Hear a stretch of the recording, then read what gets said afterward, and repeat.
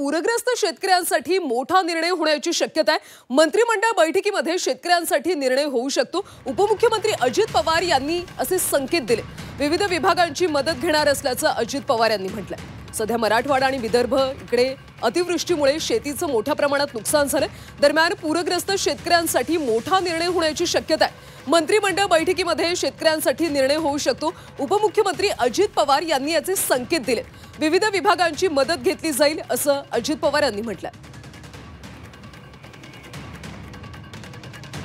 दौरे केले, अनेक ठिकाणी नागरिकांचा रोष पाहायला मिळाला, शेतकऱ्यांचा नाराजी पाहायला मिळाली, विरोध पाहायला मिळाला, राग पाहायला मिळाला। अशा पद्धतीचा पण अनुभव हा अनेकांना आलेला आहे।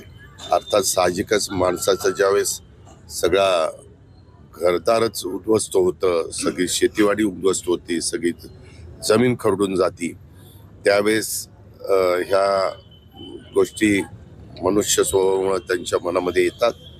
अर्थात उद्याच्याला आम्ही निर्णय घेताना मुख्यमंत्रीमध्ये दिल्लीला पण जाऊन आले, पंतप्रधानांना पण भेटून आले, पंतप्रधानांना पण त्यांनी निवेदन दिलं की अशा पद्धतीने